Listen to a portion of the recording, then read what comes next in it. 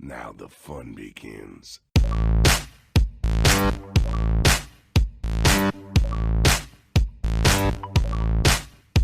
Richard. Stop! You violated the law.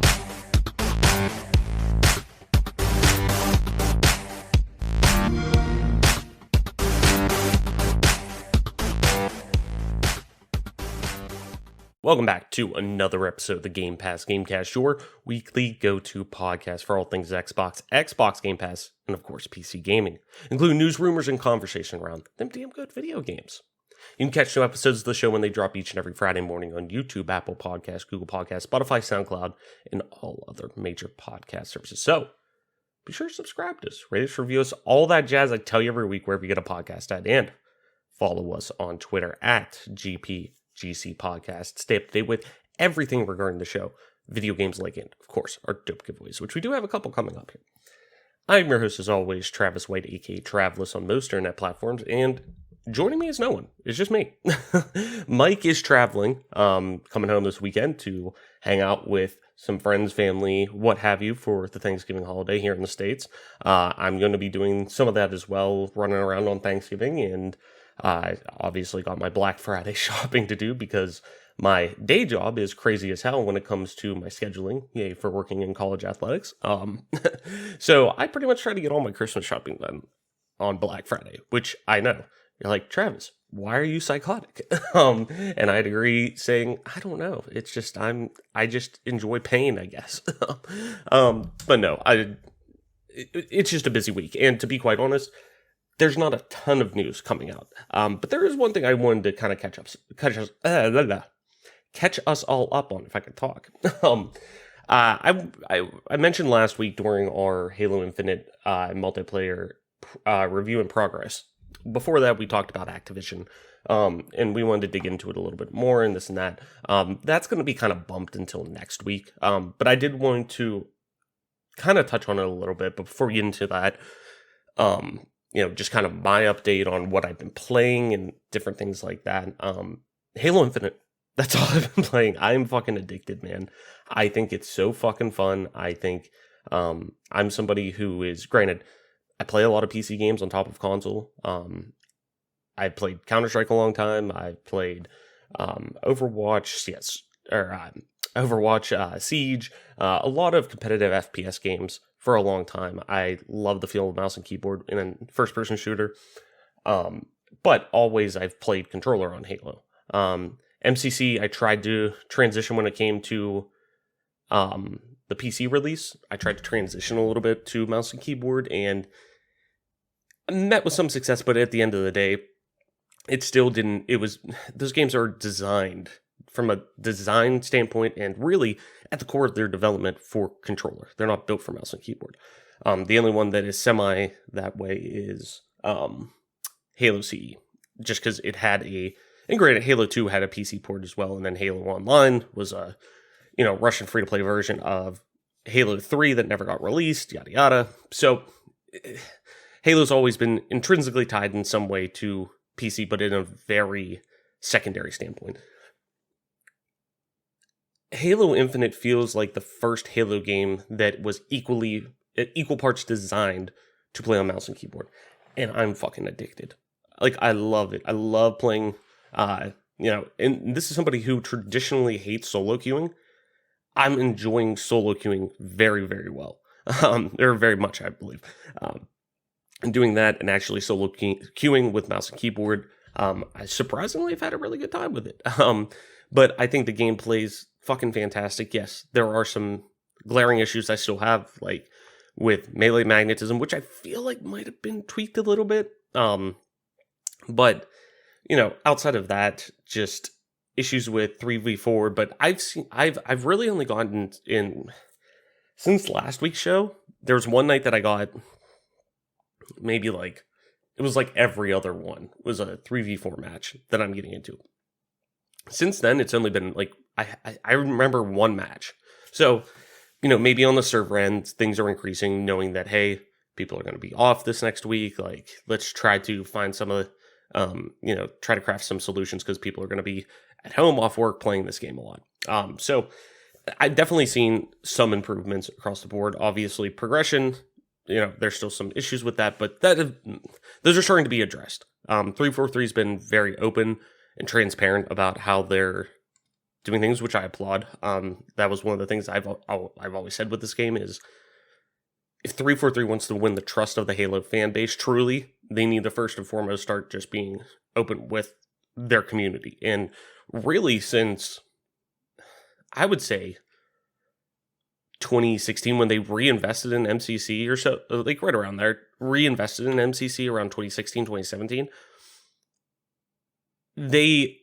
it seems like they've been much more of an open book. Like, hey, this is what's going on. Hey, we fucked up doing this. Here you go. Just being open and honest of what changes are coming and being open to critical feedback. And so far, so good, I think, personally.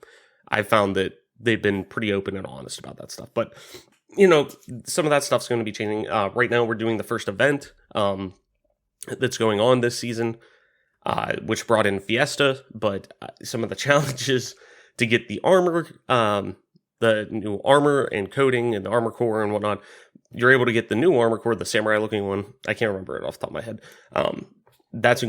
Obviously all this stuff is included in the free battle pass that comes with that event. It's a 30 tier one, but you only make progression with it doing the event challenges. And that I have a little bit of an issue with. I get they want people to, hey, we're doing a limited time mode, which was Fiesta, which, yeah, break up the monotony from, rank competitive play or, whatever, big team battle, what have you.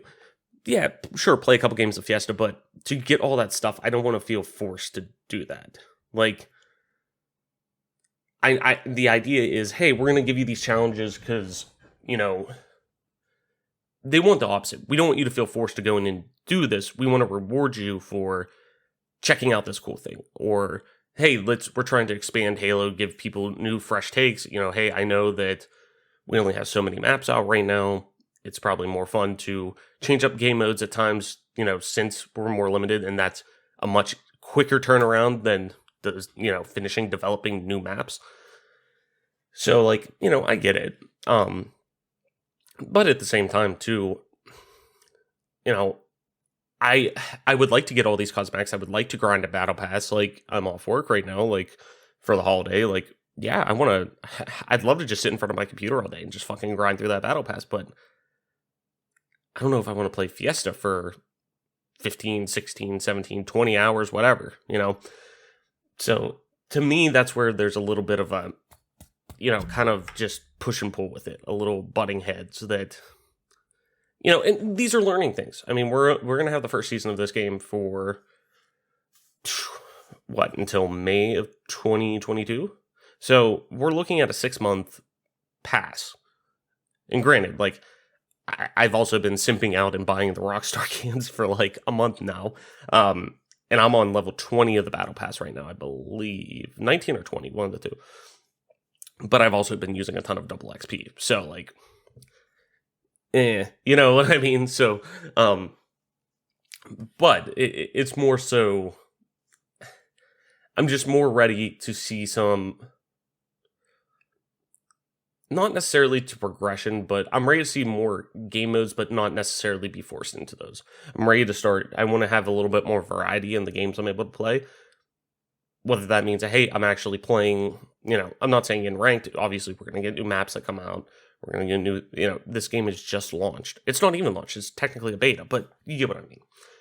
So, but nonetheless, I'm fucking enjoying myself a ton. I fucking adore this game. I really do. I am having so much fun. It has inspired me very much in the sense of, Overwatch when it first came out. When Destiny went free to play and I got hooked in, and it gives you that, hey, one more match, one more game, feeling of, I could do one more real quick. I can get one more in, just because you don't want to stop. It just feels so fluid, in a sense that doesn't break the feel of Halo. At the end of the day, the guns feel great. They feel punchy. I was a little worried about the sniper being heavy, which it is, but you get used to it. and it still feels good at the end of the day. It doesn't feel bad. It feels heavy, but it doesn't feel bad.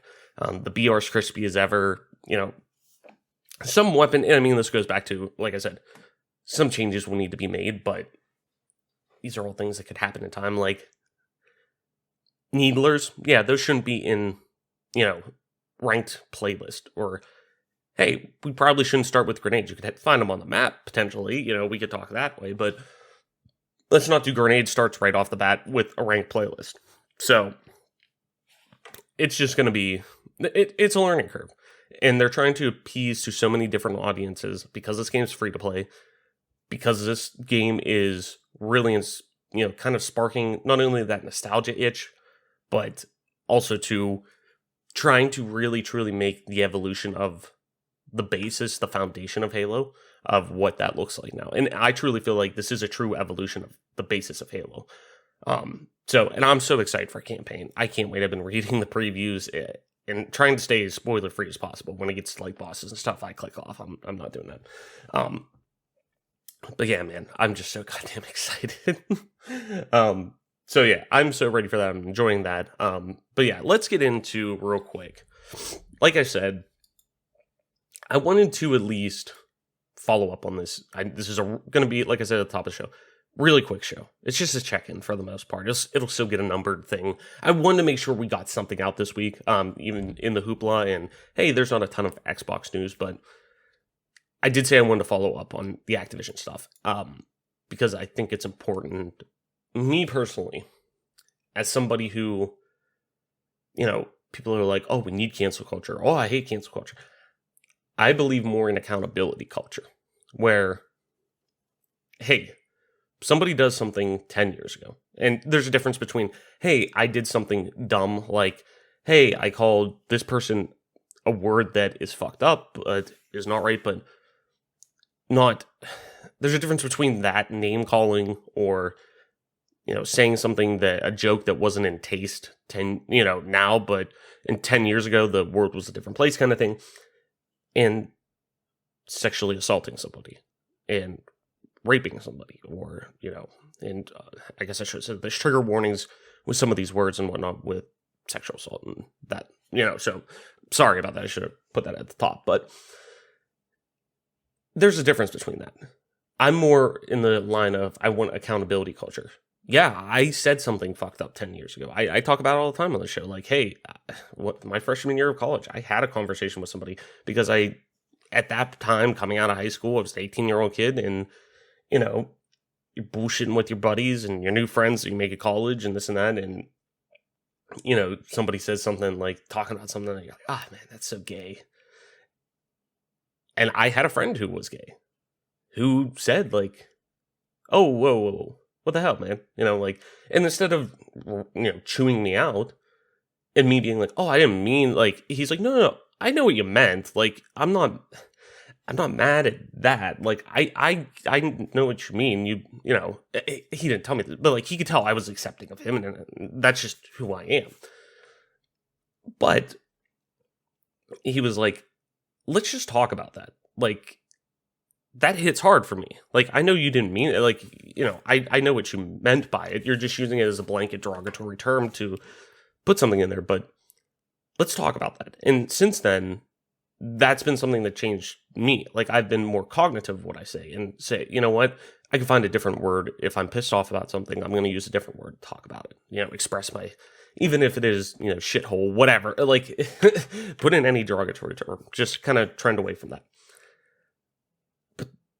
That's the kind of thing that I want. But there are things that, to me, I don't want to say, oh, that's unforgivable, outside of, obviously, like murder, rape, whatever. We're getting to this point in society, specifically in the games industry, and it's just because it's starting to get like every other industry. It's controlled by a lot of now getting older white men who started when this industry boomed in the late 80s, early 90s, and were much younger than, obviously, but lived a totally different life than what people look at as now, and now they're being called out on some of the skeletons that were found in their closet then.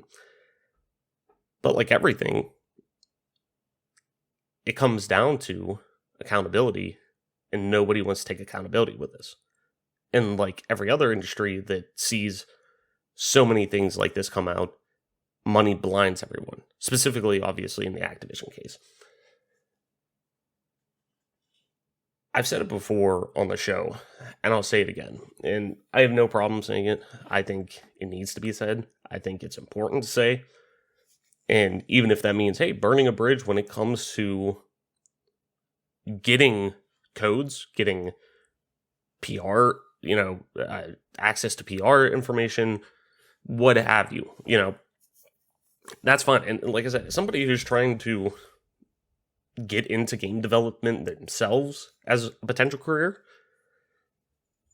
I have no problem saying this right now. As of right now, until things change, until there is widespread change, fuck Activision, fuck Blizzard, and fuck Bobby Kotick. I'll say it again, just so everyone's clear again, and just so anybody listening is clear again. Fuck Activision, fuck Blizzard, and fuck Bobby Kotick. So, I just wanted to follow up on this from last week, because there's been a few more things that come out. A lot of people have been asking clearly for his resignation, given all of this, given the enabling that was going on, given the fact that all of these horrible things that have been going on, Bobby Kotick has had some knowledge of them and didn't do anything, and suppressed a lot of these things. Pushed it off to the side, covered it up. People have been wanting him to step down from that. Shareholders have been wanting him to step down. This is very much there's no good end to this with him. As long as he is involved there, the water's too tainted. It's too polluted. No matter what he could do, widespread change, yada yada, the water's polluted. But, so, we did get a report that came out, that came from, I believe, the Wall Street Journal, I believe. Wall Street Journal. That, according to a new report, Bobby Kotick has said he'll consider leaving. But that's if he can't fix Activision's problems fast.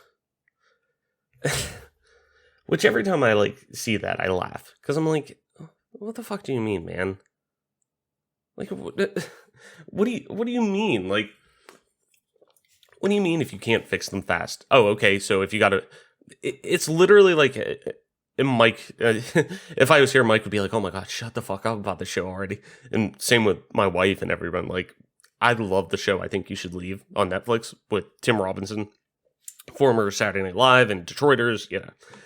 The fucking one episode from season 1 where the hot dog car drives into the thing, into the store, and they're trying to find out who did it. And Tim Robinson's in a hot dog costume, and he's just like, yeah, we're all trying to find the guy who did this.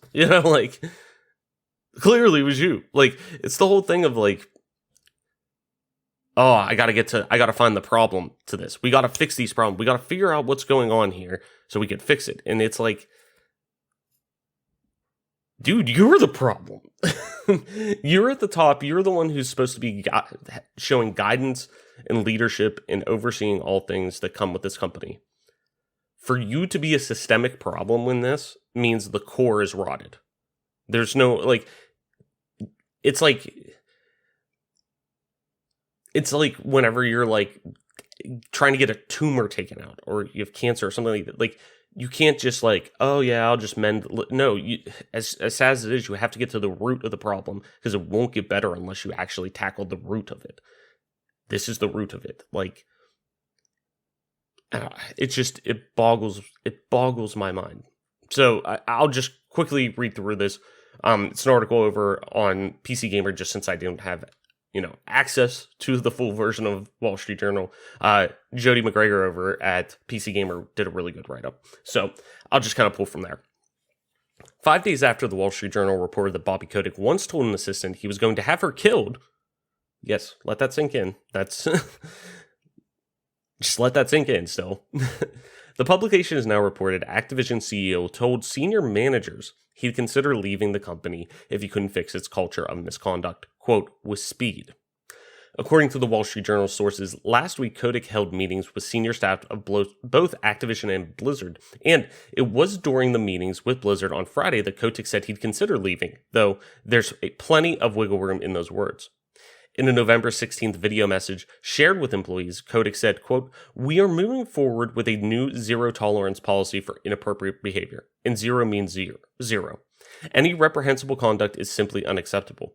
There's considerably less wiggle room in those words." Kotick and other higher-ups at Activision held multiple meetings last week to reassure employees they were committed to a healthy workspace, and the Wall Street Journal's sources claim that at one online meeting, Activision executives told Kotick some staff would remain unsatisfied until he quit. Activision-Blizzard employees have demanded Kotick's removal, staging a walkout and putting together a petition that currently bears the signatures of 1,784 employees, which I would have to imagine has gone up since this report came out. Who, quote, asked that Bobby Kotick remove himself as CEO of Activision Blizzard and that shareholders be allowed to select a new CEO without the input of Bobby, who we are aware owns a substantial portion of the voting rights of the shareholders. Some of the Wall Street Journal sources said the company's board of directors had yet to investigate Kotick, but were considering the formation of a workplace excellence committee. Well, that's all right then. So this goes back to the problem of there's too much money in gaming right now, just like every other bit. You see what has happened once all of these big, incredibly just gigantic TV deals that have come through with professional sports, collegiate sports. Like, the spotlight is being shined on here much more than anything else before. And that's not to say, oh, the stuff wasn't happening before money got in there. Yes, but more precedence is now put on. There's more people looking inward. There's more people wanting to work in games. There's more. The industry is just ballooning and ballooning and ballooning. And as more people get involved and more people get into that community, the more likely things are to happen. And that's not, hey, we got to cut it off, or hey, we got to take money. Like, it's technology, it's advancing, there has to be money applied, there has to be people who have the skill set and the trade to be able to go and do, coding, design, art, yada yada. Like, you got to pay for money for that. But at the end of the day, though, to me, this is a no-brainer. To me, if anybody else in this company this happened to, let's say, and granted, they still haven't, they still were having trouble removing people with Blizzard for all the shitty things that they've done. The sole fact that it takes this long to remove somebody from from their position, I should say. I'm just so used to politicians being removed and shit like that because we're American and our government's the worst fucking thing out there right now. And I'm not saying that about Joe Biden, which I'm not a fan of Joe Biden, but I'm sure as shit not a fan of the guy before him. But anyways, that's a topic for don't they tell you don't talk about religion and politics or whatever? But those are the two things that probably need discussed the most to help fix the problems. Anyway, so anybody who was in that position who wasn't at the executive level in any normal company would either at bare minimum be suspended without pay or, hey, we're going to fire you, period. If investigations come back saying, hey, this happened, or hey, we saw this, boom, you're done, man. Like, of this magnitude, covering up sexual assault or covering up, the fact that you told at work, at your place of employment, your assistant that you would kill her if you didn't do something. And even if it is just blanket words to express an emotion, you're never going to actually do that. That's still a threat. That's still something that I wouldn't feel safe going to work about. So, like I said, I wanted to just kind of check in and update everyone on this as it's evolving. Obviously, I'd rather wait till Mike gets back to kind of dig deeper into this, as this is obviously continuing to evolve and continuing to, more info to come out, and it's only going to continue, ballooning, getting bigger and more and more.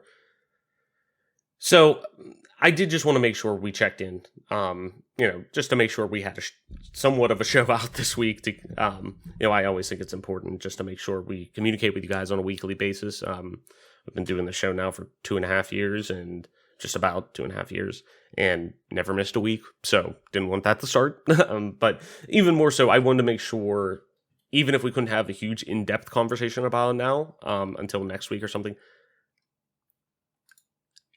no matter how big our platform is, whether it's 5 people listening to this or 5 billion people listening to this, I think it is important. And I think you do have somewhat of a duty as somebody who works with that has a media platform of some sort, has a platform to talk about things, to make sure we hold their feet to the fire. Make sure you don't take the pressure off. Just because something isn't going on right this second, that's how change gets made. By applying pressure. And that's really, that's what I said when, I'm on record of being very anti-Trump. I was much more of a Bernie supporter. I was much more, in support of finding different ways. But at the end of the day, there's not a chance in hell I was voting for Trump this time around, and people can take that as they want or whatever. And, that's just me. But I also did not like Joe Biden as a candidate. But I was the far lesser of two evils, in my opinion. But what I said was, okay, if he says he's going to do all these things, cool. Hold his feet to the fucking fire. Keep the pressure on. That's how things change.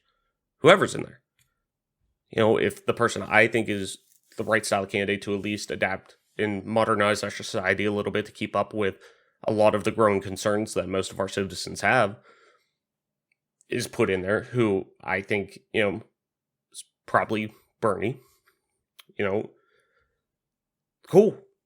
Hold his fucking feet to the fire. Make sure he lives up to those things. So that's the same with anything that we want change with. You have to keep applying pressure. Things don't change if there's no pressure involved. So I just want to make sure that we keep talking about this. Oh yeah, it's a slow week. We're all kind of traveling, this and that. Like, it's tough to get a full show out because there's not a ton of news. But my thing is, I want to make sure we don't lose our focus and don't lose the notion of there isn't anything to talk about, because there's always this to talk about, to make sure nobody forgets that. Nobody forgets that this is what's going on. Nobody forgets that Bobby Kotick basically covered up, for the most part, a sexual assault case. Nobody forgets that he told his assistant that he was going to have her killed. Whether it was serious or not. In a workplace? Any place, but specifically in a workplace? Anywho, let's end this on a positive note. So, obviously, I need PPAC here to do a party chat. So, we'll kick party chat to next week. But from the bottom of Mike's heart, we want to wish you all a very happy Thanksgiving if you're in the States, or just a very happy holiday season. That's the best time of the year. All around the world, so many people are going to be celebrating so many different holidays and traditions, and from different backgrounds, religious beliefs. And no matter what you celebrate, I want you to know that, one, you're important, you're loved by somebody out there. If you're worried about that, I'll tell you right now, you're loved by us. So, because you come and chill with us every week. So we're very thankful for you coming by. We're very thankful to have this platform, and so many people listen to the show over the past almost 2.5 years that we've had, thousands and thousands of views, and listens. And, it's just been, it's great to have this platform, and our audience means the world to us. So we're very thankful for that. And we want to make sure that you guys get that reciprocated to you. And we want to make sure that we wish you guys the happiest Thanksgivings and the happiest of holiday seasons. We're obviously going to be back next week again, talking about more stuff and having a normal show. But the craziness of these 2 past weeks, we want to make sure just stuff kept going along. But anywho, I think that's going to do it for our episode this week. So, I'm your host, as always, Travis White, aka Travelus on most internet platforms that you can find me on, including at Travelus _on Twitter. That's TRAVLESS_. You could also find me streaming time to time on twitch.tv/Travelus_, same as Twitter. And if you want to play some video games with me, you can do so for an Xbox Live. Just regular old Travelus, TRAVLESS. And this, ladies and gentlemen, has been your newest episode of the Game Pass Gamecast, your weekly go-to podcast for all things Xbox Game Pass, and of course, PC gaming, including news, rumors, and conversation around damn good video games.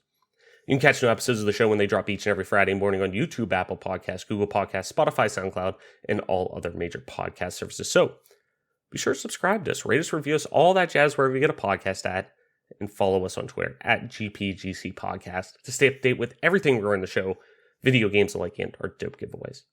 And with that being said, that's going to do it for our episode this week. Thank you everyone so much for listening, sharing, and being a part of our growing community. Remember, happy Thanksgiving.